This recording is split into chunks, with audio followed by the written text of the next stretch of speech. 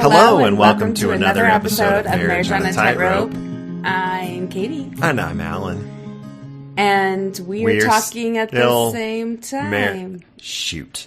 Well, we tried to give it a shot. Welcome to another episode, everybody. We are excited to have Chelsea and Danny Anderson on the podcast today. But before we get to the interview, which was great, we would like to that Spanish R is really coming out. Okay. It was more Tony the Tiger. Great. Grr. Yeah, he doesn't really. Anyway, yeah. So we would like to give you a brief update on a series of podcast episodes that we are going to be doing next week. And also, it's not really an apology, more of an explanation of why it's been taking so long. So we've been trying to do these Word of Wisdom episodes. It's a huge subject with so many facets. And believe me, we have explored many different ways to handle this. And, you know, we think we've come up with a good way. We're going to do a series of them.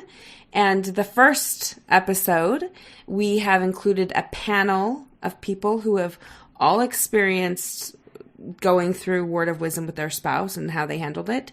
And that will be out next week. Right. A second episode, well, there's going to be 3 total. The next 2 episodes are going to be just Katie and I talking about our experience, either negotiating how the Word of Wisdom is going to be or talking through our feelings, things like that. And a last episode is, and we haven't gotten confirmation from this person yet, so we're not going to say who it is just yet, but we're going to have a more of an expert in the field come on and talk about Word of Wisdom from a physiological and even health benefits, exactly. all of that. So we want to have a very thoughtful approach here. So we're going to try to attack it from all different angles. You know, we thought about getting into historical, you know, what has the church said about it, that sort of thing. But here's the deal. There are many podcasts out there that already fit this bill.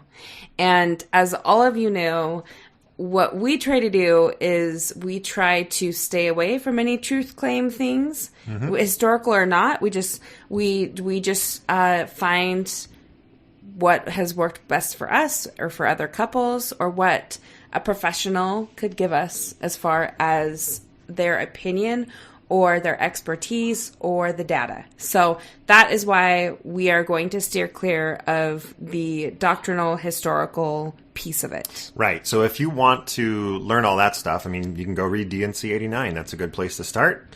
You can go to Fair Mormon or whatever other podcast you know about to read about just the chronological. That's what we were going to do, is walk through chronologically what the Word of Wisdom and how it's been practiced over the years, just to better understand it. It's interesting, but not the purpose of this podcast. So. And in preparation, Al and I did do that, but we just hasn't sat right with us to talk about it on our podcast. So you can definitely find lots of resources for that if you would like. So look forward to that. Do you have any other announcements, love my life? Well, I think we'll do a whole episode on this, but we are in our last week of our group workshop on a tightrope. It has gone so well. It has been great. We've received positive feedback. We've also received suggestions to make it better for next time, which we will take in stride and we will do. And the best news of all is we've decided to do another class. We're going to do another class. It'll be a couple of months from now, so look for the registration soon. We'll talk about it. But we were going to wait a little bit longer than we are ending up waiting. So we're going to wait like 6 months to do another one. But there were a lot of couples we had to turn away, so I think that there's a lot of people that want to get going. So we talked to Natasha. She's game for it. So if you were one of those couples that wanted to join and didn't have a chance to because we filled up, we will be doing another round here starting in late July. So look for details there. Yeah, we'll go ahead and move on to the interview. Now we are very happy to welcome Danny and Chelsea Anderson to Marriage on a Tightrope. Danny and Chelsea, thanks for joining us. Hi, thanks for having us on. Thank you. You guys can't see them, but we can. We're digging what you guys are putting out. Danny, you've got an awesome, I know it's not about looks these days. There's much more to it. You got this awesome denim button-up that's super dope. You guys have got a painting above your heads that looks like it could be hung in a chapel. It's like super high quality. It's nice. I'm not convinced you're not in a stake center, to be honest, based on the quality of the painting. But thank you very much for joining us. Yeah, happy to be here. For those wondering who Danny and Chelsea are, they're in a mixed faith marriage. Is that a surprise? Probably Shocking. Not. Shocking. Mm-hmm. And Chelsea posted a few months ago in our Facebook group about a talk that she was going to be giving pretty soon thereafter in Sacrament meeting in her ward. And the topic of the talk was very intriguing. And so we wanted to interview them, get to know them a little bit. And then actually Chelsea was kind enough to record the talk for us, not during the talk, but she, after the fact, has recorded it recently. And we're going to put that out there here as well. And we think it's absolutely fantastic. Mm-hmm. So once again, I think we've said thank you 5 times, but thank you once again. Thank you. So let's get to know you guys. Let's start it off. Where are you from? How are you raised? All the fun stuff. Chelsea, go ahead. Yeah, I'll go first. So I was raised kind of everywhere. I was born in Virginia, and I was there until kindergarten. We moved up to Michigan, and we had this thing going on where it was Michigan during the school year, Virginia during summers and Christmas, and we kind of went back and forth until sophomore year of high school. We moved back to Virginia full time, and so yeah, it moved a lot. It kept things interesting. I was born in the church, so it's it's what I've always done. Very, very orthodox. Did you go, like, when you went on vacation, did you go to church? Is that the limit? That's the level of orthodoxy. Well, going to vacation was heading back to Virginia for the summer. Like, all summer was vacation. I loved being there. I can't actually think of any vacations that we took where we were gone on a Sunday. So even more so. Yeah. So I mean, it might have happened, but Sure. I can't remember. Brothers and sisters? Yes, I am one of 5. I'm right in the middle. Very nice. And so yeah, nice. She's the coolest nice big family. one. Yeah. He has to think that. I like her whole family, but she's the coolest. But she's the coolest of them all. That's fun. Don't tell anyone. Oh, that's great. So, so after you graduated high school, or any, I don't know, anything, what did the church mean to you growing up? What was the youth like? All that stuff. Kind of what was your involvement there? Yeah, I mean, the church was everything to me. I remember spending summers, going to EFY, doing research on church history. I was especially fascinated with Joseph Smith and Nauvoo, Kirtland period type stuff. It felt like a lot of trips to Kirtland because when we were in Michigan, Kirtland's not that far. Right. Went to Nauvoo, and I always just thought it was so cool. I wanted to serve a mission, but the mission age hadn't been lowered yet. And so, I got to her first. Yeah, I got to before that could happen. So I was all in. Yeah. Awesome. After it seems like you got married decently young, before 21. 19. How about that? Yeah. Well, anything else about your upbringing that you'd like to share about whether it's church related or not? It was interesting. We moved around a lot. I kind of started my own farm in high school. So that's where my passion lies. I love farming type stuff. I love to put on blue jeans and put my hair in a ponytail and just go ride horses or get dirty. I don't love for my kids to get dirty, but I love for me to get dirty. Yeah. So it's a little harder to do that stuff living in the city, but that's my passion. I love to do that sort of stuff. She's got her rabbit hutch out back. Oh yeah, I raise rabbits. Concurrently, right now. Yeah, that's what we can do on the lot we've got. People are going crazy buying them with the whole COVID pandemic. Yeah, I can imagine. So how many rabbits do you currently have? Shh, we can't tell. Oh, is it? Oh, code. You have the legal amount. You have the legal limit of rabbits. Yeah, that's great. Yeah, we just had a litter of 14 born a couple days ago. Wow. So it's a lot right now. That's where that phrase comes from, huh?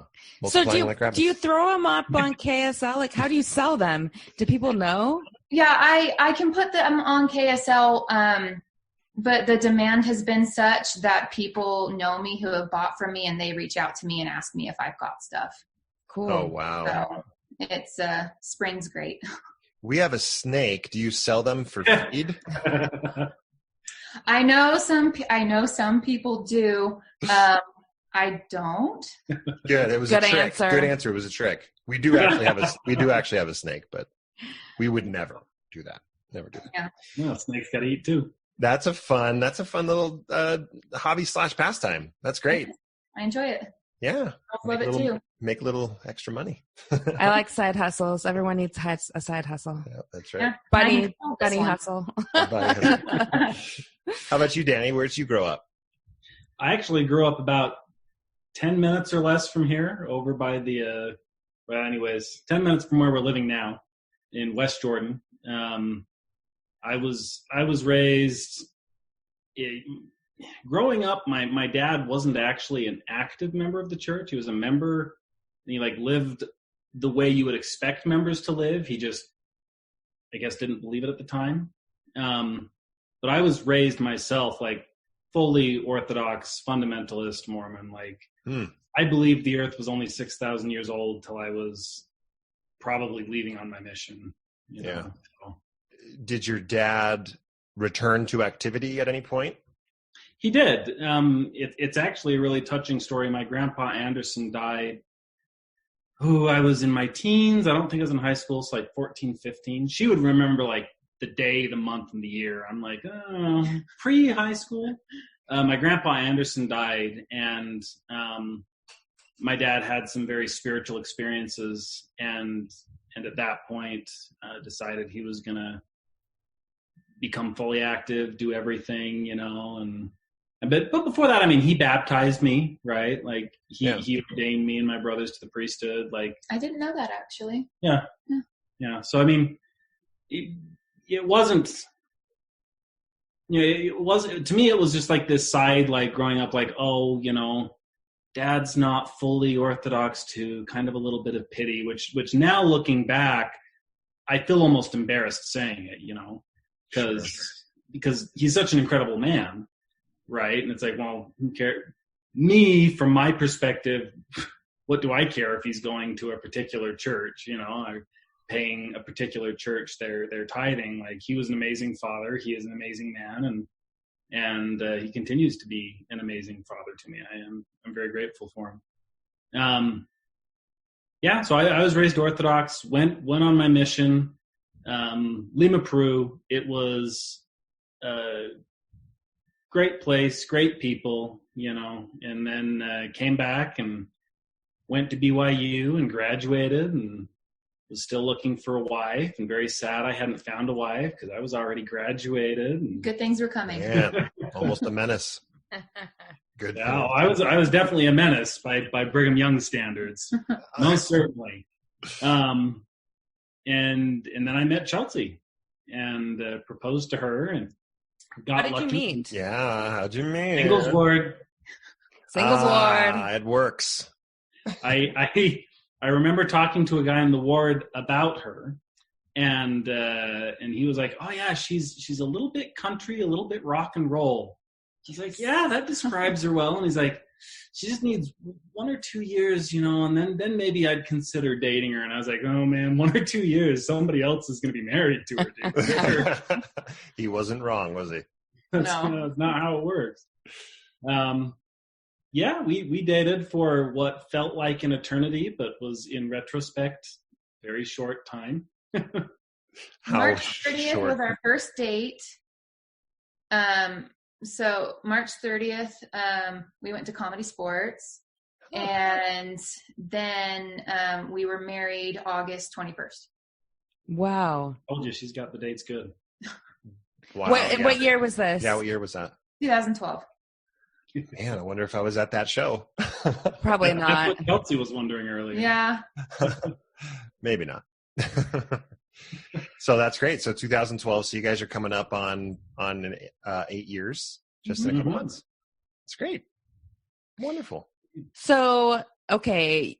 I want to go back, Danny, because you said that you had a great mission. Were you pretty, like, did you ever have questions? Were you pretty orthodox in your thinking? Like, to what degree were you involved, like, with the church? I was derogatorily referred to by some of the missionaries who I had very little respect for as a Pharisee, which in my mission meant you were too much of a reglista. Sorry, my pronunciation's not as good as it used to be, but you were too focused on keeping the rules, right? Mm-hmm. So, like, if my companion was chewing gum, it's like, elder, you know that's against the rules. You know, he'd be like, nobody's watching. I was like, spit that out. And, like, I wouldn't spit. Watching, elder. Right? Yeah, God. I was every rule, right? Like, I would get up, do my exercises. The one rule I would break is I would let my companions sleep in for a half hour in the morning until I was, like, finished exercising and showered. And then I would get them up.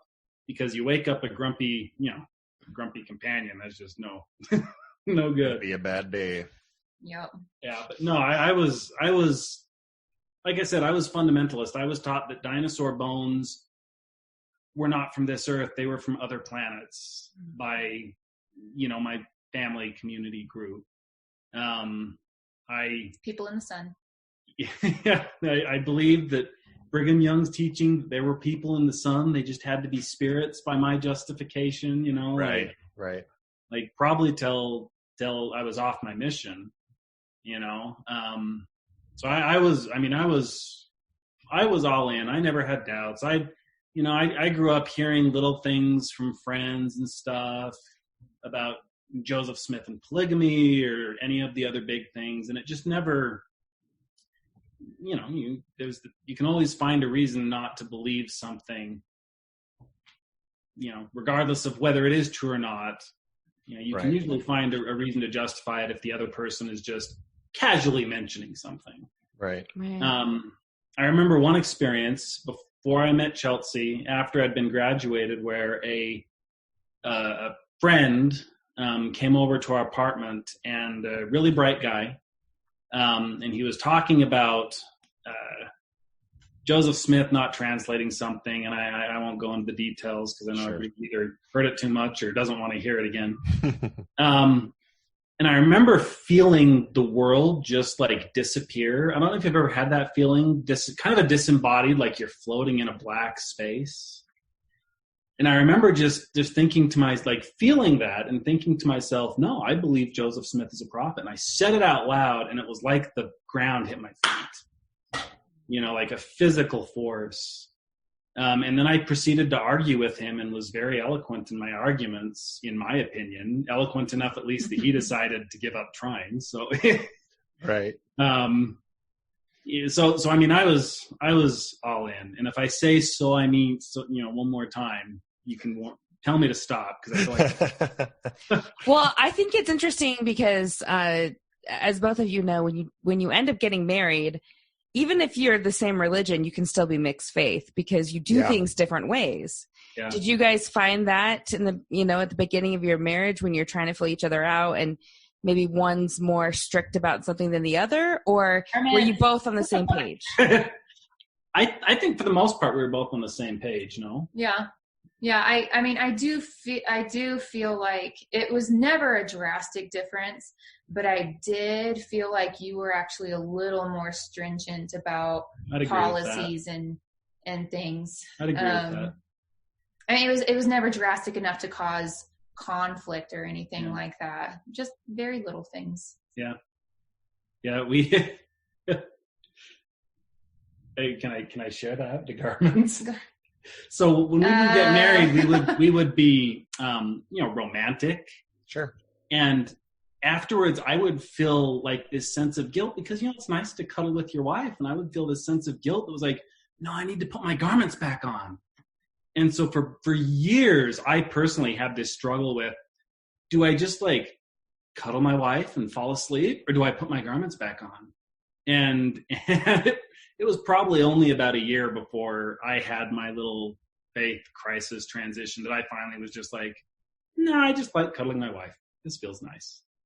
You know what? You're not the only one. You're Yeah. not the only one in that. I mean, Jana Reese, she wrote a book, and in it talks specifically about that. Oh, does Yeah. it? Really, it was very shocking to me how many like millennials felt bad or wore garments while they were being intimate or during being intimate. There's with a their friend. large percentage of millennials, almost 50%, that wear garments during intimacy. Ooh.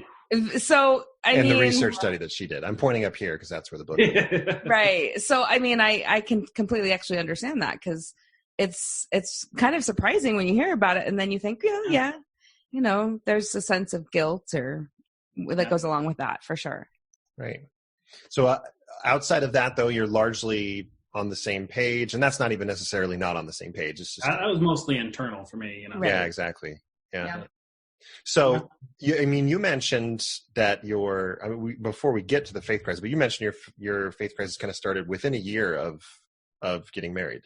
Is that No, right? it was 3 years, 4 years, longer than that. I would say it started about 2 years ago, or is that fair? Sounds about right. Okay, so a few years 6 in. years in, 5, 6. Yeah.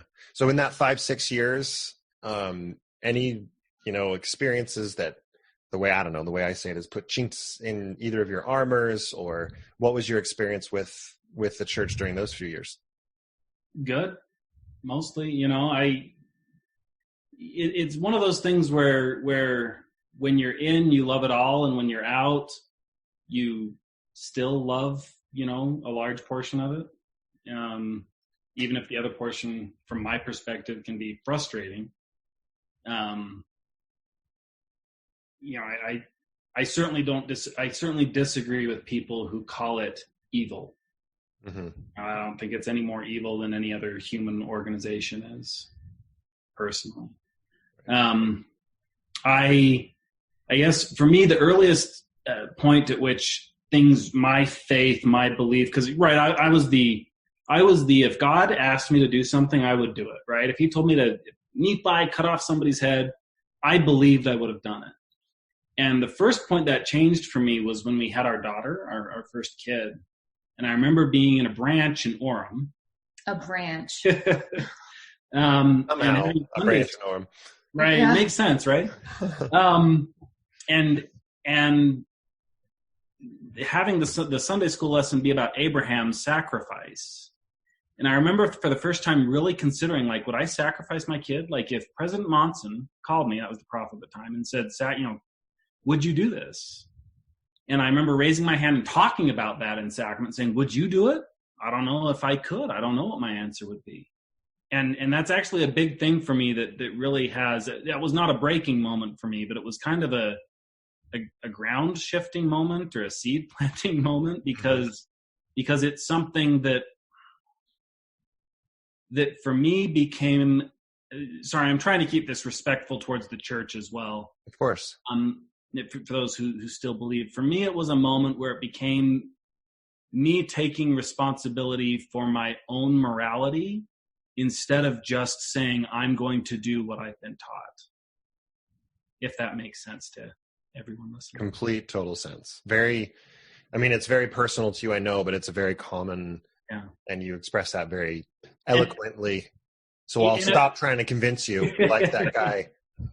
And at the time, it was just like a thought, right? It had nothing to do with my faith or my belief, but it really was a changing moment, because that's probably the first time ever that I thought for myself, this is something that I wouldn't do. Yeah.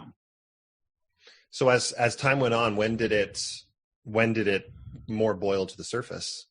From there, it just became little things piling up.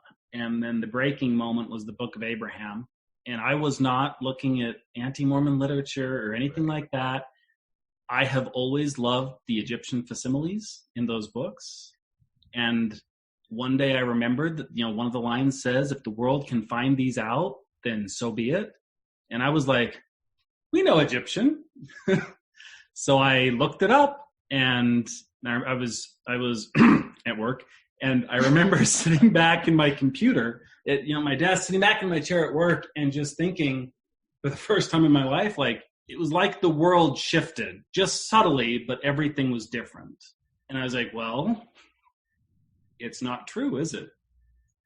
And it was like, it's so surreal because you're thinking, am I really thinking this? Can I really even consider this? Like, what? Okay, what am I going to tell Chelsea? So I went home, told Chelsea late at night, which was a wonderful idea, to tell your poor wife when she's tired. I will keep you up until 1 a.m. talking. Boy. And I studied just a crap ton, and as I'm sure everyone knows, then you study a crap ton for like a year, and that was the beginning of the end, I guess. So you mentioned you came home from work and spoke to Chelsea. Had you spoken about any questions or doubts or anything prior to that? I'm a talker, right? I love telling people everything about myself, right? What I had for breakfast. Sure. How my bowel movement went. So you're like our 8-year-old daughter. And it's never appropriate when it comes up. So it's like I told her about interesting things that I'd learned about, but so I think it came as a complete shock, no, to you? Yes and no.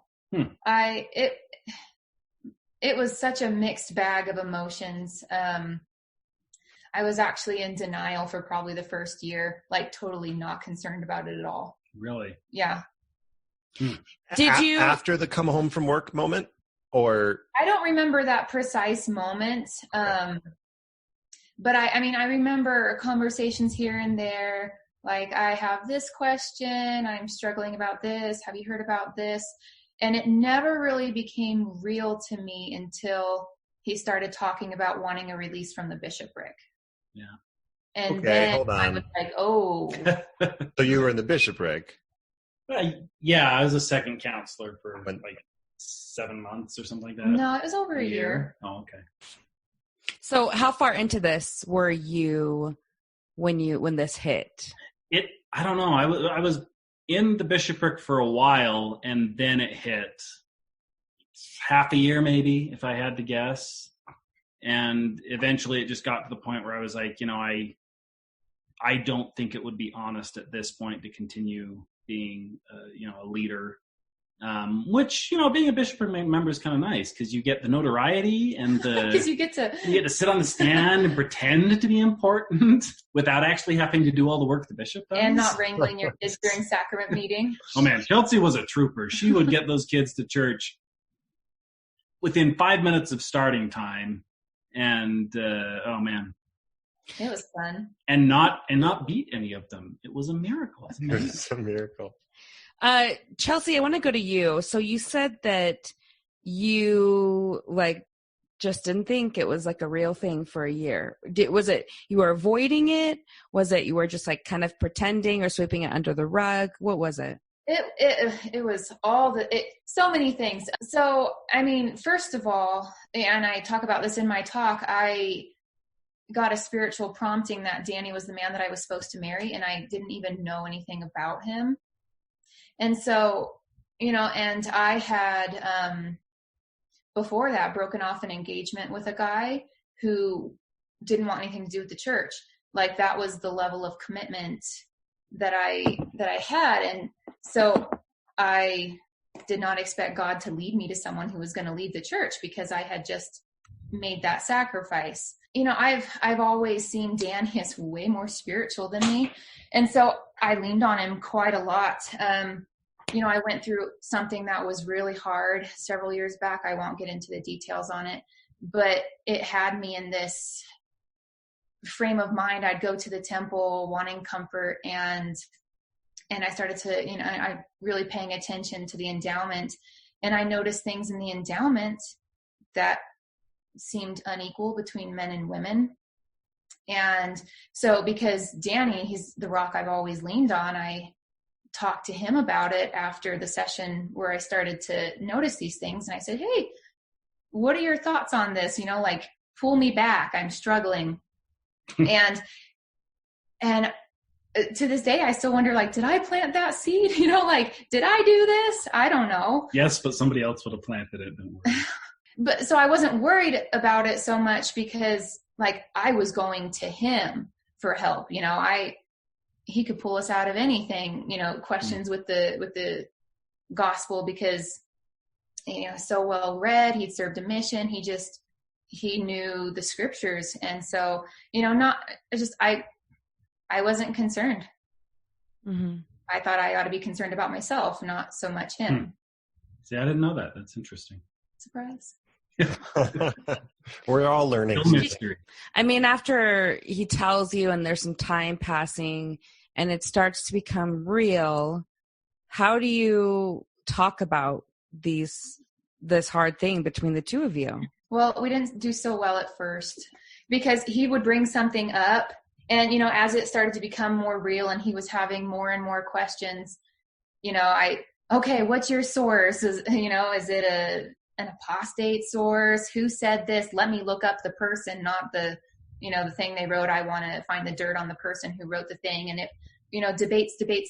And, you know, I remember one time when we had a really long conversation, I went to my room to be alone for a little while. And then I came out and bore my testimony and then went on a drive because I was mad. You know, I mean, I was always trying to pull him back into that boat. You know, I didn't really want to hear what he had to say. And I'm sorry. No. You know, she was way more wonderful than she gets herself credit for. There were a lot of and still are a lot of hard discussions. I think we can argue nicely most of the time. We definitely do better now. And I think what happens, in all honesty, is that we take turns pulling punches, if that makes sense. Mm-hmm.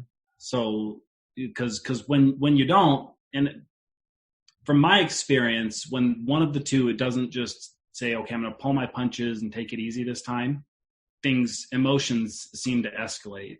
But if we take turn pulling punches, then it allows, for example, me to sit and to actually consider her perspective and how what she's saying is true. You know, whether or not I agree with it, how, you know, what she's saying is true. It's what she's living. And Chelsea does the same for me. You know, I've told her this. I think she's a lot more understanding of me than I would have been in reverse.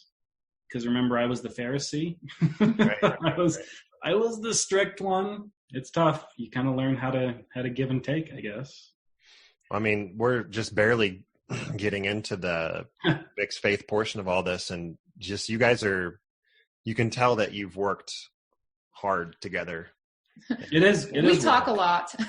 No, I mean, as awkwardly as it's coming out of my mouth, like, just kudos to you, because you're wonderful as a couple together talking about these things. So and thank you to you guys, because, you know, I listened to your podcast a while back. You guys talking about having hard discussions was and having some of those hard discussions on air, so to speak, was actually really helpful to me. You know, because you modeled good behavior, and it's like, okay, you know, these guys are doing it. This is something I can do too. That's so very nice of you to say. Yeah. We're awesome, blah, blah, blah. Let's move on. Okay. So I'm just kidding. So yeah, Chelsea. So Danny is, you didn't really say you tried to make it work within the bishopric, but pretty soon you knew that you needed to ask to be released. What was that moment like? Was it like oh my gosh, what are they going to think? Have you been talking to the bishop all along? No. You don't tell people about this. No. You don't. If you're in the church, I mean, maybe I'm wrong, but I'm pretty sure everybody would agree. If you have doubts, you don't talk about them, unless you're doubting your doubts, right? Right. If you actually have doubts, you don't talk. Danny, when you went to talk to the bishop, what did you say? Did you tell him everything of where you were at? Yeah. And this is why I need to be released? Mm-hmm. Yeah. I told him what I was going through, and he actually was amazing. I'll give a shout out to Bishop Zamora. I think that man is an incredible man. He worked hard in every part of his life, and he worked hard as a bishop. And his response to me, he was sad, right? Which is what you expect, because he loves the church. The church has helped him. Mm-hmm. And his response to me was the most sincere. It was, Brother Anderson, I would never tell you what to believe. This church has helped me, and I love it. And I am so grateful to have gotten to know you. That literally was his response. And it is by far the best response I have ever had from anyone in this experience. You know, no other response from my own family, as much as they love me, weren't as good. You know, not dissing them. They're wonderful, but sure. It's often the hardest responses you get from family, because they're so close to you, right? Yeah. Chelsea, did that moment of him asking to be released, did that feel like a here we go, everyone's going to know moment, or what was that like? It didn't feel like a everyone's going to know moment, because it's not like they announce over the pulpit why someone's being released. Though I did have several people from the ward reach out to me and say, "Oh, I was so surprised that your husband was released. What's up?" I started house hunting after that. No, it was more just like, okay, this got real really fast. Yeah. You know, like we are living this. I don't think he's going to change his mind at this point. And at that point, I really hoped he would change his mind. But, you know, you take a step like that, and I knew he was serious. So that was my wake up, like, boom, this is how it is for you now. So did you then move pretty soon thereafter?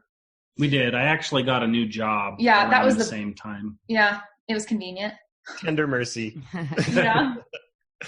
Okay, so the timing seems pretty good. What was it like moving into a new ward? Did you have conversations about, okay, this is what we're going to tell people?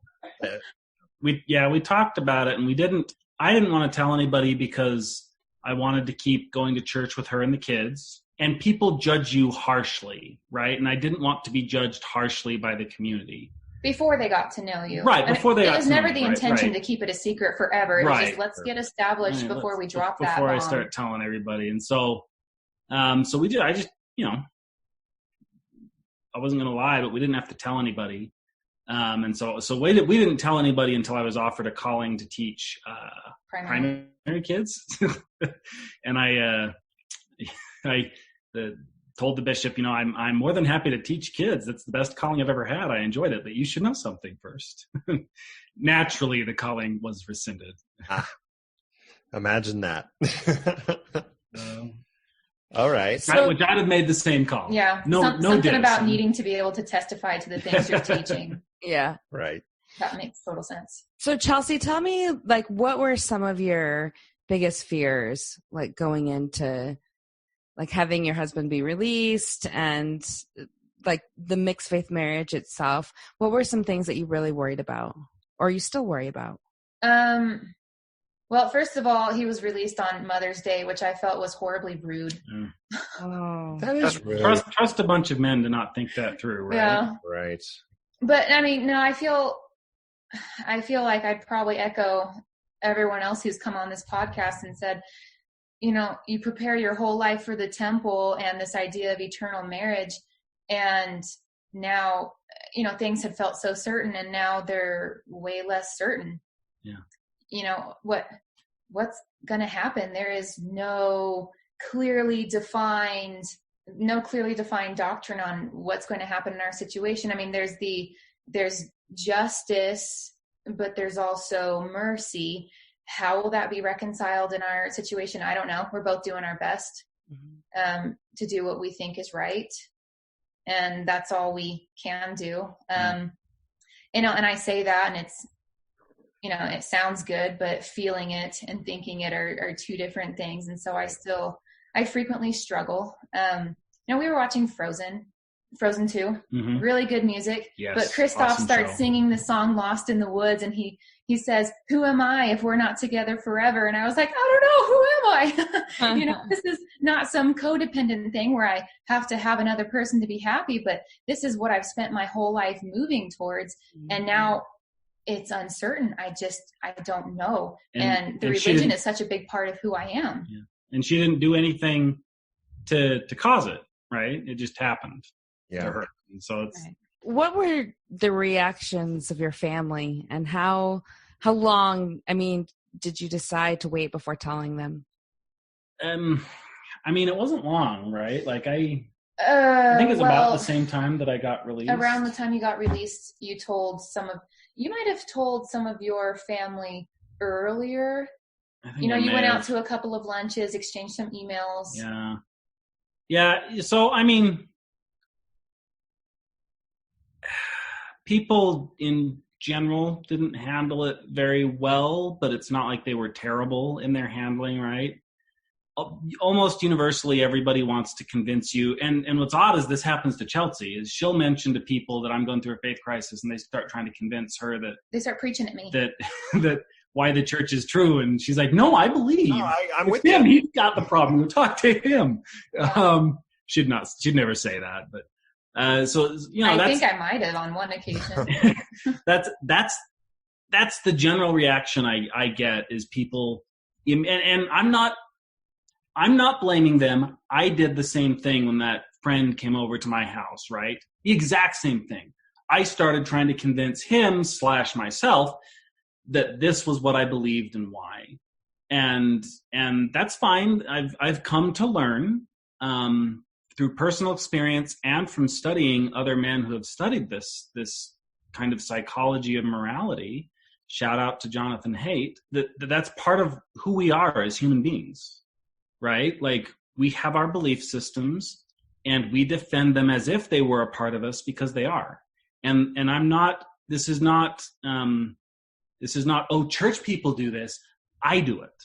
Mm-hmm. And that was the interesting thing, because Chelsea would come up with say, a perfectly valid complaint about some source I'd been reading, and I would have the exact same reaction I had inside the church, only now it was reversed. And I'd be like, well, let me throw out 100 justifications as for why this person is still a good source. And then the next day you'd look over and you'd be like, she's a moderately good source. Not really as good as I was thinking. And that's basically how family reacted. They want to convince you that you're wrong and not hear what you have to say. I do want to say I spoke to a member of your family before speaking to any of my family, and I loved the response that I got. I got a lot of validation. I was told this is not uncommon, and we had a really nice long conversation. I was really grateful to be able to have that conversation. It was a really nice Band-Aid for how hurt I was feeling that day. There was no judgment. There was just a lot of love. Yeah. And I know who she's talking about, and this person is good at that. They are my go-to person. Yeah, and my apologies for leaving off names, but I don't want to hurt anybody, of course, inadvertently. Yeah, we do the same thing. I did get one response that has not been repeated, but one response that was almost verbatim: "The devil has your heart." Right, and it was in an argumentative, where we're kind of tensions were challenging each other, and the first time they had learned about it. So, it was hard. It's hard for them. It was hard for me. It was just hard all around. There's plenty of trials for everybody. I think it's important for those that are at a point where they need to tell their family soon, or they're going to tell their family soon. A lot of times you don't get to choose the timing of that, because a baptism is coming, or a child's blessing is coming, and I'm not going to do it, so I've got to tell my parents. If you're in that situation, I think the hard thing about telling family this is that there's not a great way to break bad news. And this is really bad news, especially for parents. Right. Siblings, it can vary depending on, kind of where they fall and everything. But I think it's equally important to point out that it's understandable why it would be difficult, why someone would say. It takes a lot of emotional maturity and intelligence to expect the worst and then respond well to it when it comes. So when someone says to you, the devil has you, what is your response going to be? Right. Hopefully, if you're listening here, there's this, hope for the best, prepare for the worst, and understand that they love you and they are hurting to hear this. And of course, it's going to be fight, flight, and they've probably been taught to believe that. And what else are you going to believe when the person who you thought would never waver, I'm, crediting myself with a lot here, suddenly wavers, right? Like, what else? Like, it was hard with my family, but like you said, this, from their perspective, from their understanding of the truth as best they have it, I just walked out of heaven. Yeah. I hate that. I absolutely hate that idea and that they believe it, but what am I going to do about it? Nobody could convince me otherwise. I'm certainly not going to be able to convince them. And it's not very different from how we would have responded 3 or 4 years ago to if a family member came to us in the same situation. I have a friend who left the church, and I said all the same things about him that I hate that people say about me. Oh, he's lazy. He just doesn't want to do this or that. And I called him after I had my eye-opening moment, and I said, dude, I'm so sorry. Like, I didn't start out that way. I asked him, what he thought, and asked him about it. And he's great diplomatic. No, Rob's great. Shout out to Rob Sanders. He best friend, honest to goodness. And he just talked to me about it. He was like, it's okay, Danny. It's rough. You work through it. And he has actually been very helpful to me personally working through things. Yeah, I think it's important to have that support buddy or family member or someone that you can talk to. And Alan and I said a lot of really stupid things, and we've gone back and apologized to family members for things we'd said because, there's a perspective shift, right? Mm-hmm. And so you realize, oh my gosh, it was probably really hurtful to them when I said it. So I think it's great that you went back to that friend to apologize. And like you said, as a friend would do, just, I get it, I understand. And now you understand each other. It's interesting. Alan has a family member who just recently said, it's been like 3 years since Alan's been out, but this person just recently said to us that they had an epiphany that it wasn't, for a long time they blamed themselves. It was my mom. I just interviewed her. I think she's fine with me saying okay. So it was his mom, and we went for a walk on Sunday, and she said, I always thought it had something to do with me, and it wasn't until just recently she realized, oh, their change in faith has nothing to do with me. It has nothing to do with me as a parent. And I was like a little bit surprised that I was like, wow, 3 years of carrying that burden, thinking that it had something to do with them. But now that she's realized it, I'm sure it's very freeing to them, right? And so I can understand how, siblings and parents may take that guilt upon themselves, thinking that they did something wrong because, surely if they were doing everything right, their son wouldn't leave the gospel. Right. Well, it's what we're taught. So if it had anything to do with me, I'd have been able to argue him back by now. Yeah. But that has not happened. That's a good perspective. That's a good point of view. It is. I think with time, a lot of things are healed. A lot of the pain dampens. I guess you could hit my microphone. A lot of the pain dampens. Before we get to your talk, I'd love to. I think everybody, not just me, but everybody would love to hear some of the wins in mixed faith marriage. It's very difficult. It's not something that typically you would choose to go through. We certainly could talk for hours about all the difficulties of it, all the problems with it, but have you seen any positives or anything positive come from from this undesired situation you found yourselves in?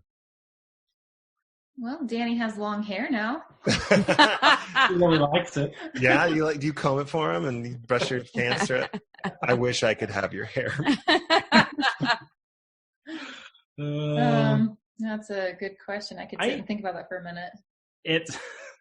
It's one of those things that's like, if I could wave my hands and have the church be true, I would gladly do it. Or to believe the church is true. To have it be true. Not to believe it, to have it be true, because that's important to me, right? I want what I believe to actually be the truth. I see what you're saying. So if I could wave my hands and have it be true, I would do it, because I think teachings of an afterlife and of a loving Father in heaven are comforting and useful and helpful. I honestly don't. That's a really good question. And you don't have to fabricate. We're better at discussing hard things, so that's something that's better. I've gotten more assertive. Chelsea's gotten more assertive. Yeah. That's good. Harder for me, but good.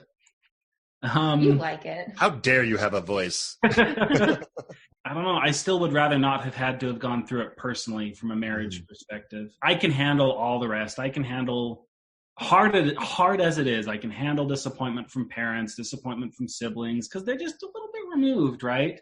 But to cause Chelsea this kind of existential angst about our relationship and our future that's hard for me. So I mean, there are little things, that you learn. You go through something tough, you learn to handle hard emotions. Yeah. I'm no longer concerned about polygamy in the next life. because he's not going to get more wise with how he's behaving right now. So that is one worry that had me up at night that I am just not concerned about anymore. Chelsea has a great sense of humor, and I mean, hopefully I do too. But she makes good jokes. I mean, not so much. Chelsea, is there anything else that you've seen in? I mean, I think if we were making a bullet point list, Danny mentioned that you've learned to discuss difficult topics. That's one thing that's on the list. Would there be something else? Yes, I know you were joking, but that's a stress relief with, half joking maybe, but anything else that you can point at that has been a positive? It's still fresh enough that I'm just in this spot where I'm saying, give me option C. I'm not liking A or B that are given right in front of me. Give me another option. I don't know. We've seen that we're both committed to this marriage and we're going to make it work. I mean, were you worried that I would divorce you, or did you feel confident that I'd stick it out with you?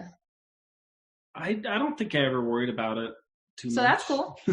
No, that's absolutely awesome. If you guys can weather this storm and you're committed to, again, it's not like you have to not work at it. You have to work at it, of course, but that's absolutely on the list. That's the top of the list. In spite of this, you have chosen each other. Yeah. So it's a great spotlight on our commitment. I would love to have him this life and all eternity, like we covenanted. We will see what happens. I'll take him for as long as I can get him. Same here. Yeah. See, if I can sum up my response to that, it would be, look, I'd rather not have to go through this at all. Yeah. Right. Absolutely. I've never been one who liked when people talk about, oh, your trials will bring you blessings. It's like, okay, I get it, but I don't like it. But life is tough, and life is hard, and life is messy. And if it weren't this, it would be something else. And you're right. Positive things can come from having to do something hard. Sure. In some way, you're going to grow. And sure, I would rather not have had to deal with this one, but yeah, life's still beautiful. My wife's still wonderful. Our relationship is wonderful. We have to deal with some hard things, but hey, we'll learn to do that and move on and be happy. Fingers crossed, knock on wood. No, and can I cut in real quick? No. I am assertive now. Okay. It's something he said reminded me. He said we all have hard stuff to deal with, and I just want to say, when it comes to getting responses from friends and family, I've received this response several times, and this is the hardest response for me to receive, is when someone tells me that they feel bad for me. Mm-hmm. And just like Danny said, we all have our trials. People have health conditions like cancer and amputations and, economic struggles. And maybe it's because I'm not in their shoes, but I don't see other people telling them, my heart hurts for you to be in this position. I'm so sorry for you. I was diagnosed with Hashimoto's earlier this year. So my thyroid gets attacked, autoimmune disease reaction, when I eat gluten and dairy. So I can't have gluten and dairy anymore. And when I share that with people, well, first of all, I think my mom laughed at me because she has it too. She has it too. And my riotous living with my diet finally caught me and bit me in the butt, and that's fair. But the response that I get from people is like, you're tough, you're smart, you're going to figure this out, you're going to find great substitutions in your diet, you've got this. And I wish I could have that same response. That's a big trial. Like, I love brownies, I love bread, and bread that's made out of rice and sorghum is just not the same. I don't drink milk, I drink marshmallow water. Yeah. She means oat milk. Yeah. And it's really hard. Also, being in a mixed faith marriage is really hard, but I wish I could have the response, I can see how much you guys love each other. I know you're going to make it. I know this is going to be okay. God loves you. He's going to do what's best for you. More encouraging messages than being told that people feel sorry for me. And it's not any one person. I'm not picking on any one individual person. I've gotten this response multiple times from multiple people, and it is the hardest response that I get, because just I don't want to be pitied. It's hard to feel like people pity you. I'm still mostly a good guy. Yeah, I thank you for sharing that, because Katie, you experienced that. Yeah, well. I actually really, really like that comparison. Yeah, that was a really very profound way of comparing the two. Of, this is a very difficult challenge for me, and this is how, and people respond well to it. And then this other one, they don't. And why can't they just do it both? I know. It's hard to feel like, you don't want to feel marginalized in church, in your neighborhood, in your community, among your friends. That's the last thing you want to feel, right? Yeah. So I can completely relate to that. And I didn't want to be pitied. I felt like I was pitied, church widow with all 4 kids, sitting on the bench. But I think that and maybe this is some hope for you, but as I got to a place of just acceptance, I kind of feel like, I don't care what people think. Like, that's their problem. If they want to pity me, fine. Come and sit next to me and help me with my kids. I'll welcome that. Yeah, right. True. But it really has taken some time and some work to get to the place where I just feel like I've accepted where I am. I'm happy where I am, and I'm okay. And so if other people want to project their own feelings, they're not gonna land on me, right? They're gonna just bounce right back up. So anyway, that's, time heals a lot of things. And I understand that you guys are just right in the thick of it, especially with 3 little kids. So I just really, feel for you. In fact, I was going to ask about the kids before we get to the talk. If we would, do you mind? Are you okay with? Of course. All right, we cool. just don't know what to do with the kids. Sure. Well, I mean, if you have, not that we have all the answers or anything, but if you have any questions or anything, you certainly can ask, and people that are listening can answer the questions as well. We can forward you any emails they send us to it. But I mean, your oldest is 5, right? Yes. Mm-hmm. So what progress have you made on what to do about the parenting situation? Correct me if I'm wrong. I feel like where we've arrived for right now is the kids will continue to come with me to church, whether or not Danny continues to attend. But I'll keep going so long as they're going. Very nice of you. Help me wrangle the kids during Sacrament. Yeah. But I've decided, I love the church, but I do not think that the church as an organization is perfect.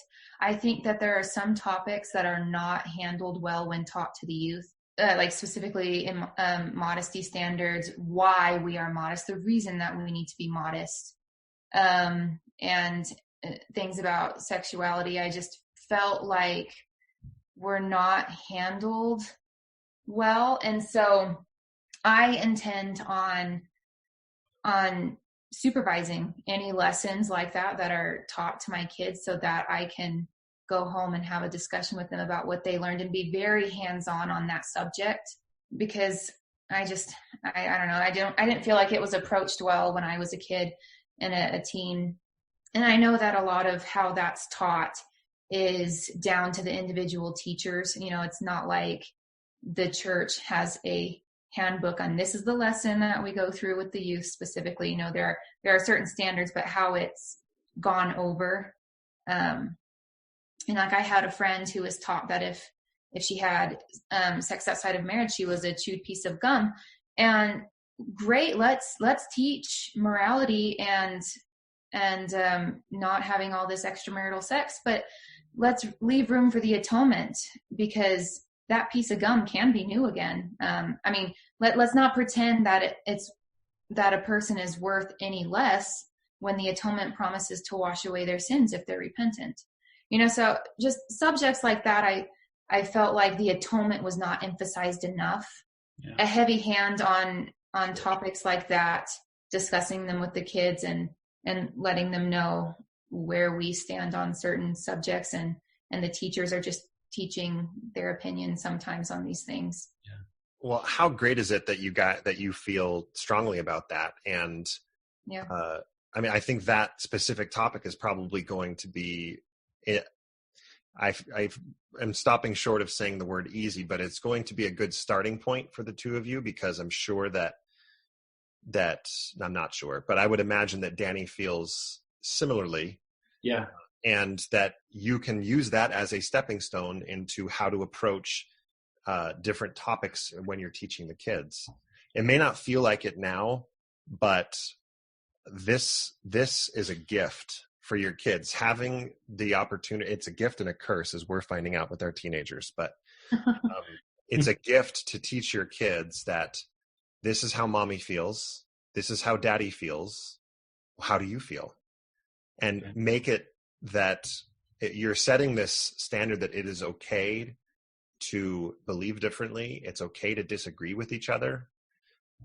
Mommy disagrees with daddy on this. Daddy disagrees with me on that. Maybe you disagree with me on this. It's how we disagree and how respectful we can be to the other person when we disagree that matters.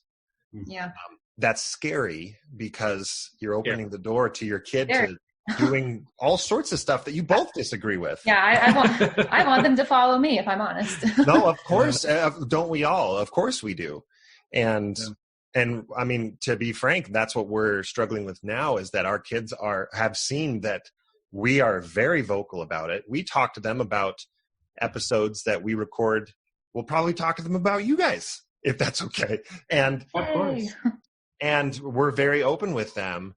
But then that turns in, they don't have the emotional maturity yet to turn that into a respectful way of disagreeing with us of, no, I don't have to clean my room because I don't. And it's like, wait a minute, hold on a second. I love the eyebrow raise. The agency argument. I have my agency. I can do it. I can have my, well, hold on a second. No, you don't.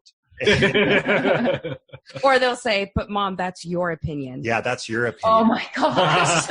And so, you know, let me teach you a little truth. The person with the money and the muscles is the one who determines reality. The person who birthed you. That's right. They're good kids. Privileges. But it's a fascinating experience to say the least. Yeah. We are going to have to be very careful. I feel like just, sitting around the dinner table after church, hey, what'd you learn? Thanks for sharing. Move on to the next person. What'd you learn? I think simple discussions like that are just not going to cut it with us. I think, aside from the tough issues that I mentioned earlier, like, modesty and the why, and because we don't want the kids to get the message from teachers that Danny is not a good person, Right. or that he's less than from not being active, because I feel like it's very easy for a child to walk away from their Sunday school lessons feeling that way. And it's not true. Like, Danny's a really good person. He's a wonderful father. And it would not be fair for the kids to form that opinion of him. And so we just have to be, I just think we have to be really involved in discussions about what they are learning at church, to make sure that it's kind, that it's doctrinal instead of just cultural, to make sure that we're not put in this situation where they think any less of their father because of his beliefs being different. And they'll follow your lead on that. How cool is it that you guys have that perspective going into it? Because they will follow your lead, especially with how young they are now. You know, if they say, hey, we learned about Noah and the ark, and then Chelsea, you jump in and say, oh, I really like that because that story because of X, Y, and Z. And then you turn to Danny and say, Daddy, what do you think? And Danny or Daddy says something that is different than Mom. And then you both react positively to it. I mean, your 5-year-old, your 2-year-old catches on to, it's different. They believe different, but it's okay. They're okay with that. So you can do it. The kids are the tough stuff. You guys, thank you for joining us today. Let's get to the talk. I think playing the talk now, Chelsea, really appreciative of really you exhibited and quoted David Ostler's Bridges book in your talk. Such I think, a very courageous talk to give. And I think everybody will really enjoy it. All right, so let's play the talk now and enjoy. Good morning, sisters and brothers. For those of you who I haven't gotten to know yet, my name is Chelsea Anderson. Before I introduce my topic, I'd like to go ahead and introduce myself and my family a little bit. I was born in the South, raised in the Midwest, and came here to Utah to attend BYU. I met Danny, who is a Utah boy through and through, on the first Sunday at the Singles Ward, halfway through my sophomore year. He had approached me to flirt with my roommate. Danny ended up asking me out for a date a few days before another guy asked me to go steady, so I wound up canceling this first date with Danny. I expected to feel relief after getting over the unpleasantries of canceling a date, but a voice clearly came to my mind and said, "That was the man you were supposed to marry. You've messed up. Get him back." So I dumped my new boyfriend, crooked my little finger at Danny, and he and I were sealed at the Ochre Mountain Temple 5 months later. Together, we now have 3 beautiful little girls and a gluten-intolerant dog. Danny and I have both been active members of the church for our entire lives, and we've held a variety of callings. I usually end up in one of 2 places, in Young Women's or on a Relief Society committee. There is no in-between that I will admit to. In our last ward, Danny was called into the bishopric, and I became a church widow. It was during Danny's time in the bishopric, while he was faithfully serving the ward and sacrificing a great deal of his time to the Lord, that Danny came to the conclusion that he no longer believes that the Church of Jesus Christ of Latter-day Saints is true. Brothers and sisters, today I am both grateful and terrified to have the chance to stand here and speak to you about faith crises and how to minister to those who are affected by them. I recently finished reading a fantastic book written by David Ostler called Bridges, Ministering to Those Who Question. Brother Ostler is an active member of the church who, after serving in high-profile callings such as bishop, stake president, and mission president, was called as a stake service missionary to work with the singles in his stake, 80% of whom were inactive. It was during this time that Brother Ostler really began to understand faith crisis, which he defined as a person learning or experiencing something that significantly challenges their beliefs, and they feel like they can't trust the spiritual foundation that they had long relied on. This could be a result of encountering new information, disagreeing with a new teaching or policy, or experiencing personal trauma that causes them to be suspicious of various authorities, settings, or situations. I'm going to draw a lot from Bridges, so if you think I say anything especially profound that isn't directly quoted, you can safely assume it was inspired by something in that text. As I have based my talk largely around Brother Ostler's book, which I would recommend to anyone and everyone, I will offer the same disclaimer that he did, which is this. I will be sharing real stories of real people with their permission. Though I will not go into much detail on the specific issues that people find problematic, I won't be skirting around the tough emotions involved. If we can listen and learn from these stories without becoming defensive, dismissive, or by rushing to explain away their concerns, then we can learn and find ourselves better able to relate, love, and minister to others. In addition to stories from Bridges, I have also included personal experiences from me and my husband, as well as members of an online support community that I am a part of. And in this setting, I feel very comfortable saying that's the Marriage on a Tightrope community. I want to add that I have been writing and rewriting this talk for months, and I hope that I'll be able to do justice to this opportunity and be sensitive to all who are listening. Who am I to judge another when I walk imperfectly? In the quiet heart is hidden sorrow that the eye can't see. Who am I to judge another? Lord, I would follow thee. Before we can minister well, we must have some understanding of the person we are reaching out to. So, what is it really like to go through a faith crisis? I asked this question in my online support group, and here are some of the answers. Nicole told me, my faith crisis has been the hardest thing I've ever experienced. It has made me question everything, and it has felt like free falling. I've felt complete terror at points, wondering what my future holds, and if my very Mormon family will love me if I truly show them where I am at. I feel like my past has been tainted and my future is lost. It has really taken a toll on my mental health. Anxiety and depression have both come from this, and I've been working a lot with a therapist. It's been exhausting, and I just feel tired. This is still quoting from Nicole. She continues, another friend who has also experienced a faith crisis told me the only thing worse than her crisis was watching her 30-year-old husband die of cancer. Anne wrote, basically, I have panic attacks. It's completely terrifying. For the first 2 months of my faith crisis, I was having them 4 to 6 times a day. I couldn't think of anything else. I got in to see a therapist, which helped some, but I still get them 2 to 3 times a week. Another person who shared with me stated that she worried her loved ones would abandon her.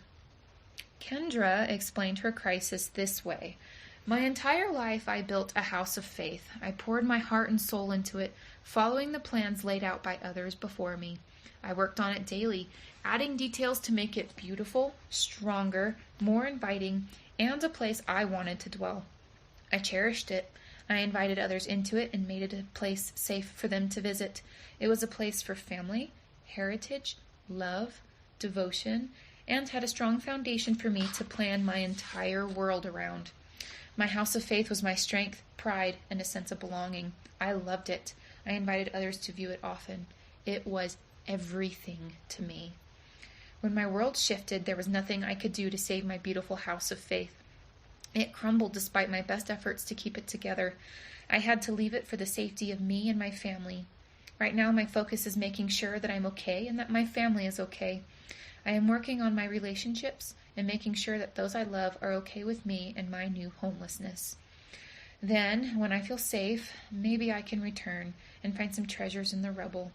Maybe I can find some silver or an antique clock to add to my new home. But that's the future. I know it will be a long process and one filled with twinges of pain. There is nothing easy about having a faith crisis. It wasn't something I was looking for or wanted. I felt safe and loved. And now I feel despised, judged, and alone. Others who are secure in their houses of faith think that I didn't understand how to build one. I didn't work on my house consistently enough to make it strong. I didn't truly love it, or I chose to abandon it willingly. All not true. All hurtful. Leaving wasn't a decision I had. It was forced on me because my safety was in jeopardy. The world broke, and it broke my heart to leave. Cassie said, a lot of people describe a faith transition like going down the rabbit hole, but I would say it's more like going through the Triwizard Tournament, and just like Harry Potter, I never wanted to be a part of it in the first place. The last quote that I'll share came from Eric, who wrote, to be honest, I was all in the church all my life. In the thick of the faith crisis, I was going through near-daily panic attacks, weekly Sunday migraines, and worse. In my mindset of the time, rather than put my eternal family at risk, I was hoping that a bus would hit me on my next bike ride, or that I would get hit by lightning on my next hike.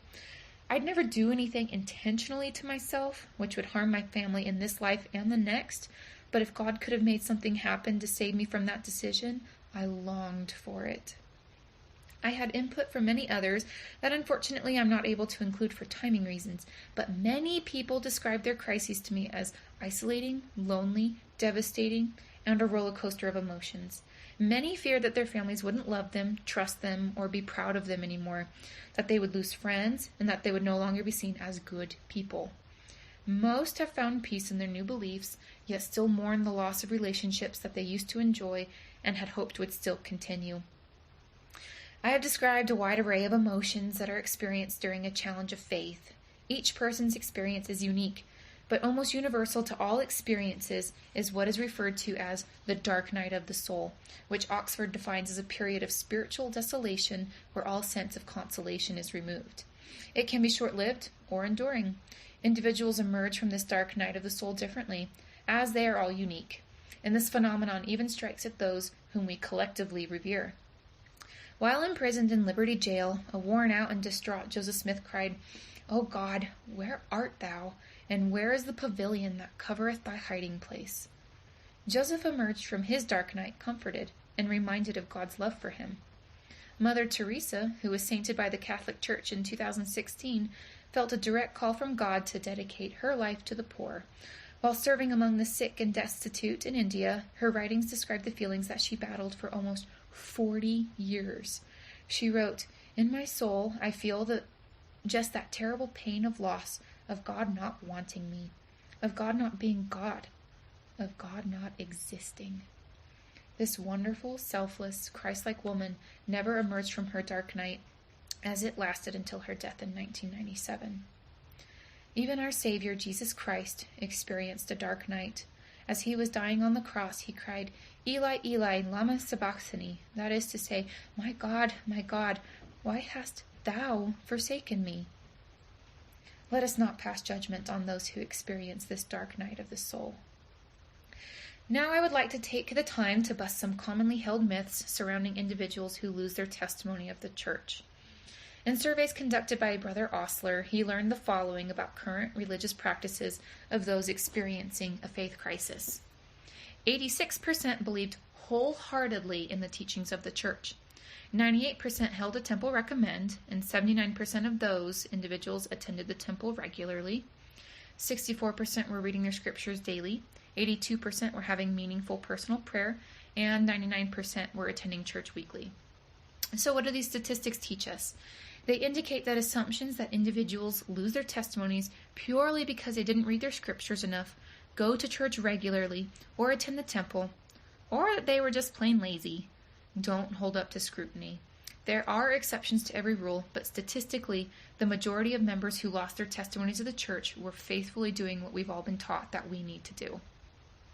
Another commonly held assumption is that an individual becomes too smart to have faith, or that they are too free-thinking.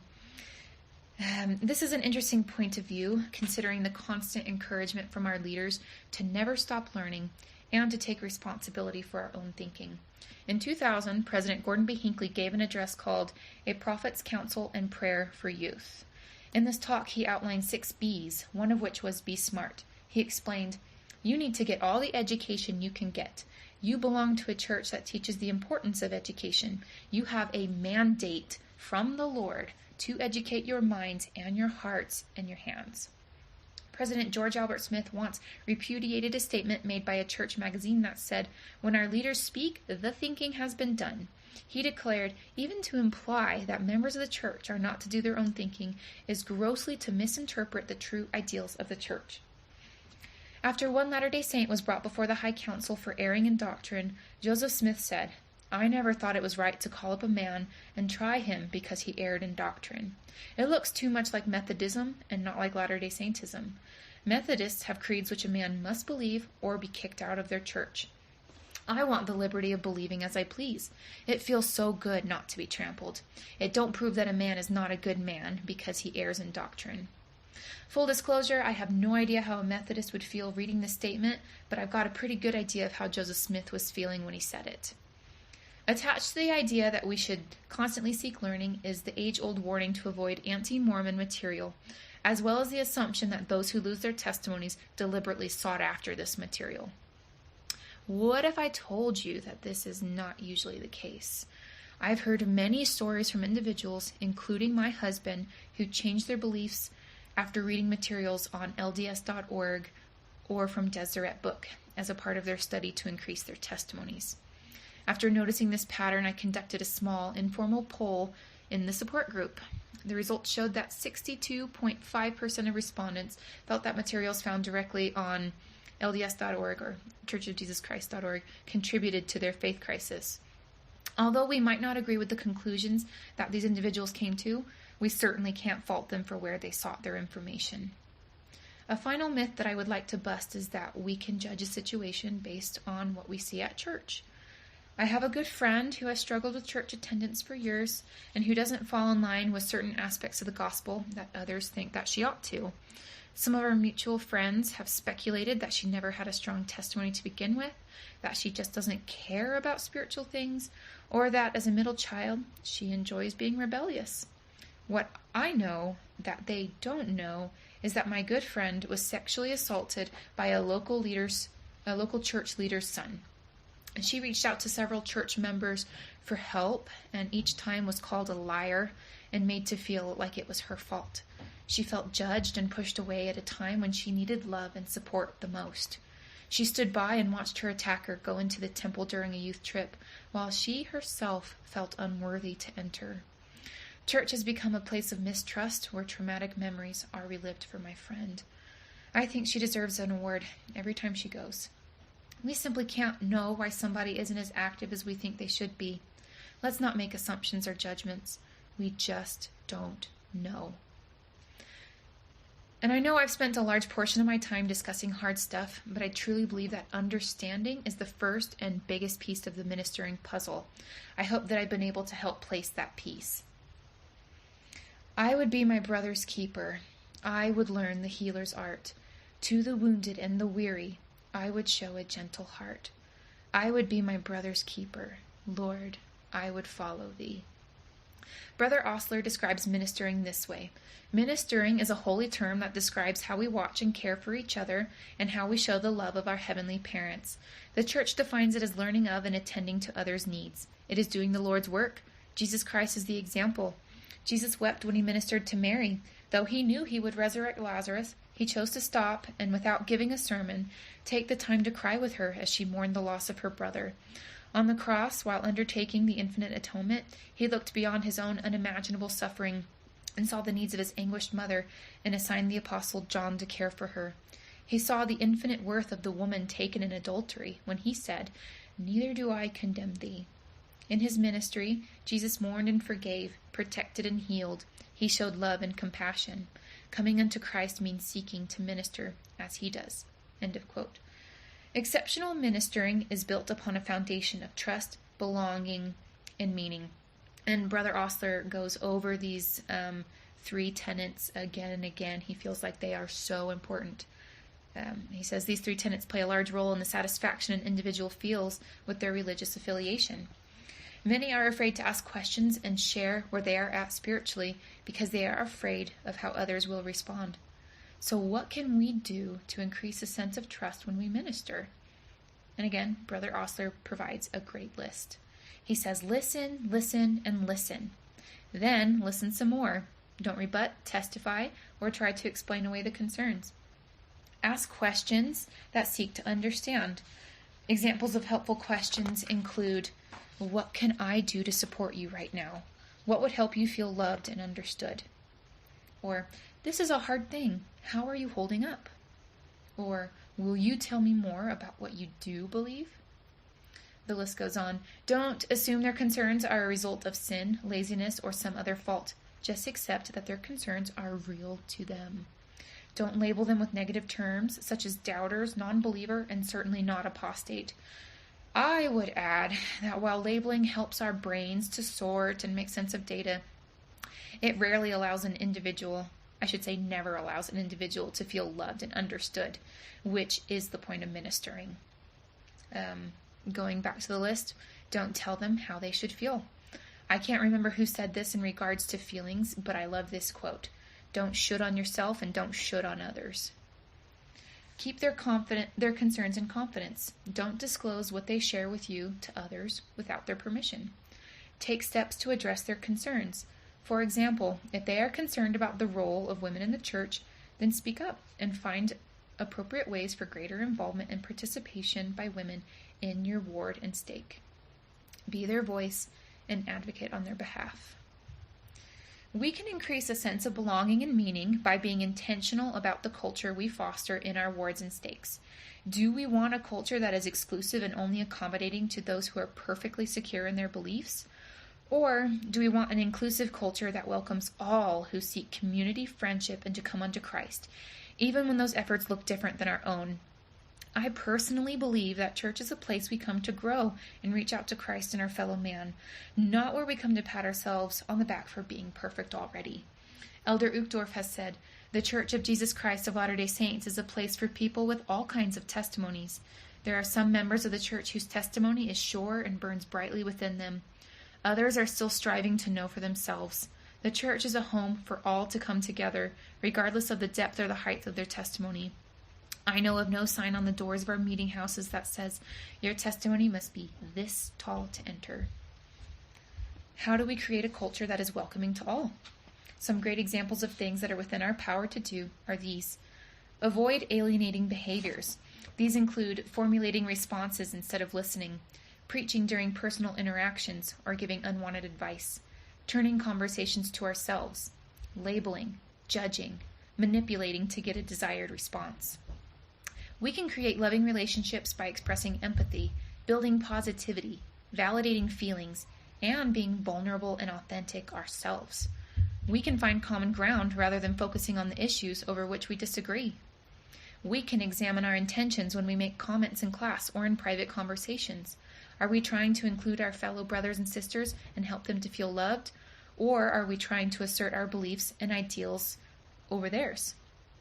The idea originates with Terrell Gibbons that we can make room for testimonies that are not identical to our own.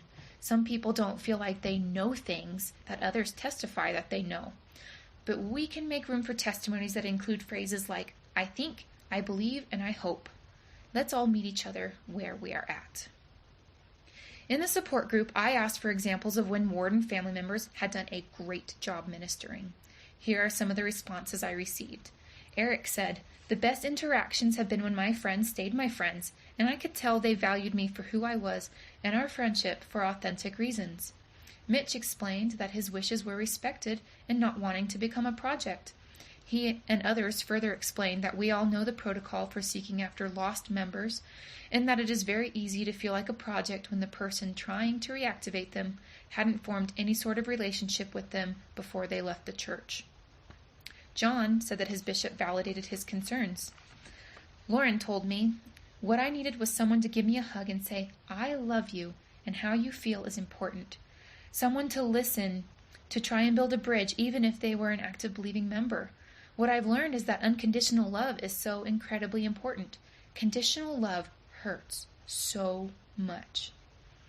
Anthony said, "I had members and local leaders who respected my boundaries and expressed theirs." I love this one. When we reach out and minister, we absolutely can ask for the same respect and consideration in return. Bridges are not one-sided streets. One note on what ministering is not. Ashley May Hoyland shared an experience she had on her mission. She wrote, "We once left a home with a woman who spoke at us for hours without our even mentioning our purpose as missionaries. When we finally left, I, in frustration and anger, complained to my companion about what we were even doing out here in this uncared-for bit of desolation at the edge of a poor town, listening to people talking nonsense for hours, and we had the words that could save them. No, my companion, a native to the country, said, 'We are not here to save them, we are only here to minister to them.' My companion was right. We did not save. Through the grace of God, we ministered with the kind of charity that grows between strangers, and more often than not, we were the ones ministered to." End of quote.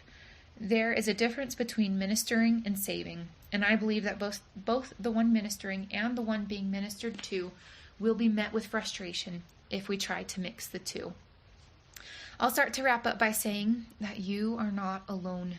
If you have questions, You are not alone. If you find yourself in a difficult position of needing to choose whether or not to remain active, you are not alone. If you feel pain because a friend or family member has left the church and that leaves you with an altered image of what you thought life would be, you are not alone. No matter what situation you are in, your feelings are real and valid, and they matter. I want to bear my testimony that I know that this ward is full of good people. I feel confident that I've had personal spiritual experiences that were meant just for me. I know that Jesus walked the earth and spent his life serving others, and I have hope in the atonement he promised us. In closing, I want to share some of the words to a beautiful song that my girls have been learning in primary. If you don't walk as most people do, some people walk away from you. But I won't. I won't. If you don't talk as most people do, some people talk and laugh at you. But I won't. I won't.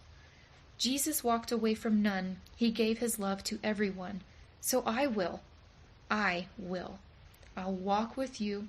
I'll talk with you. That's how I'll show my love for you. In the name of Jesus Christ, amen. Chelsea, that was an awesome talk. So can you talk to us a little bit about the reception of the talk, how it felt giving it? Was your heart pounding? Were you nervous? I was clinging to the pulpit for dear life.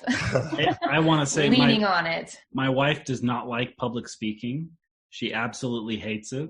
I kept trying to hint to our bishop to give her, talks when I was in the bishopric, but he never picked up on the hints. I wouldn't have dared give her a talk. No. She really dislikes it, but she's also really good at it. Well, I could tell from this. Yeah, it was a really great talk. So what was that experience like? It was, gosh, I've probably used the term roller coaster of emotions already in this interview, but that's exactly what it was from the moment I even considered approaching my bishop to ask if I could give this talk. Just lots of emotions. Should I do it? What will people think? Am I even qualified to give this talk where I'm not the one it's happened to? Will I offend anyone? I don't want that to happen. But I mean, the talk is 25 minutes long. So Danny actually gave the first talk in that meeting, and I had to threaten him and say, Danny, you can have 5 minutes. But I can't risk this talk being cut off. I've worked too hard on it. And if I can interject, a shout out to our current bishop for having the steel cojones to let me give a talk. That is probably... I used Spanish. Like everyone knows what that means. Seriously. We know what it is. Who would give someone who had a big, long, polite discussion about why I'm right and he's wrong, the chance to speak about what I like about Jesus Christ? Sure. Like that took some bravery on his part. So kudos to him. Yeah. I was really appreciative that he allowed me to give the talk.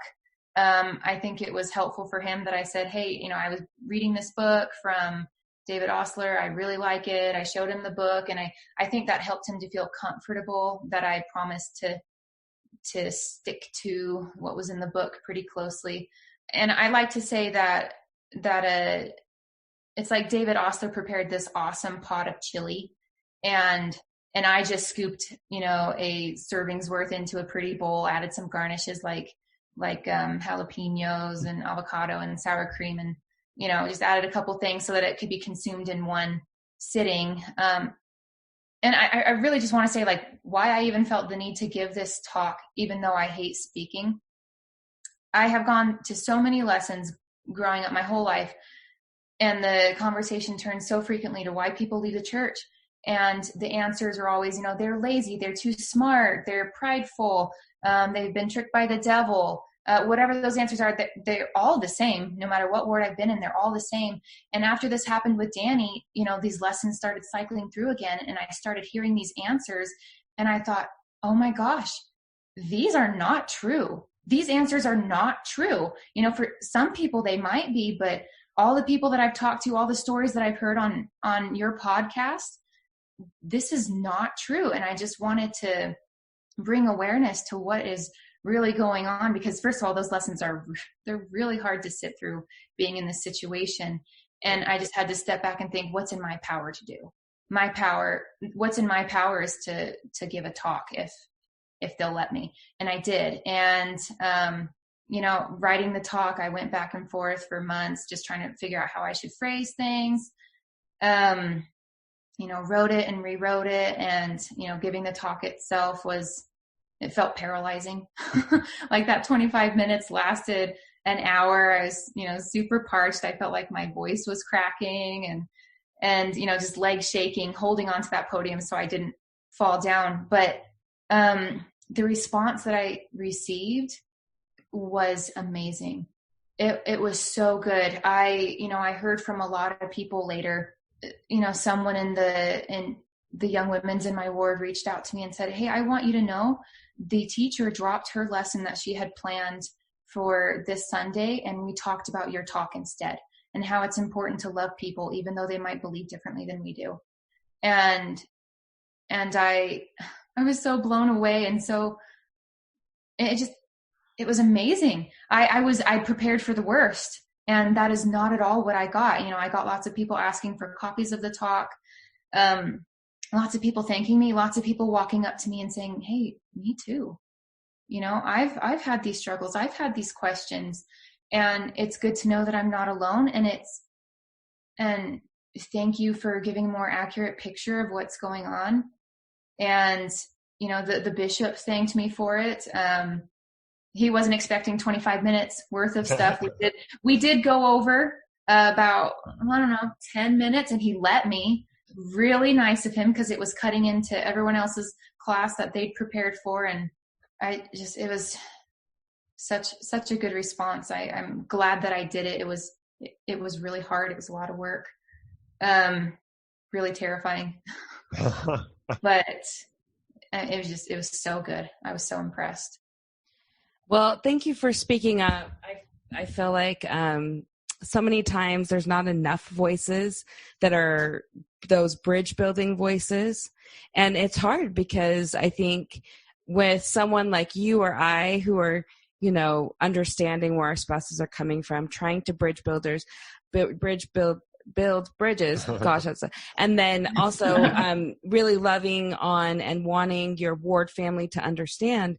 It's a really unique spot to be in. And I feel like there are not enough people doing it.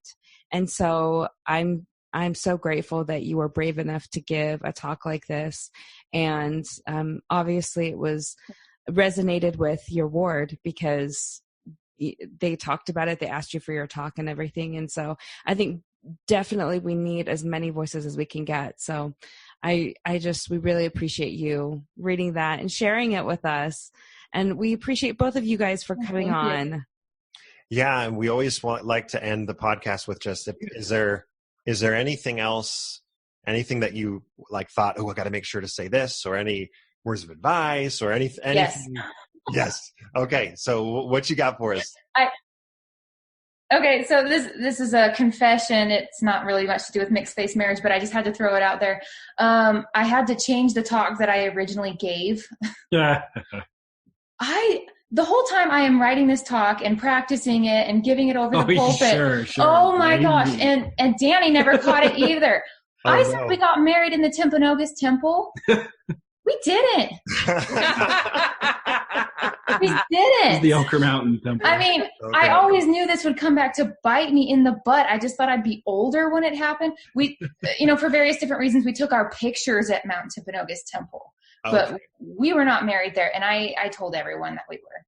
And I'm really embarrassed. But it gives me a whole new appreciation for people in church history who are like, "Oh yeah, William Clayton sealed us. Oh no, Hiram Smith sealed us. No, in different, it's cool. I understand." Right. That's so funny. I understand conflicting statements now. Anyway, this is my really embarrassing admission. Everyone knows now. I forgot where I got married. Danny, any last words from you? No, I just, for me, it helps to remind myself that I'm really no different from everyone I deal with, right? Like I have the same reactions they do. We're all just human, and being human can be hard. It can. But lots of fun. But lots of fun all at the same time. That's right. Especially if you got long hair. Here. Well, Andersons, thank you very much. You guys are a delight. Really appreciate you being here. I think you guys are going to make it. You're thriving. We better. Work for it. All this. Absolutely. Thanks so much. And we hope to see you soon. And once this all ends, we've got to do lunch and catch up. Yeah. Definitely. Thanks for having us on. When it's done.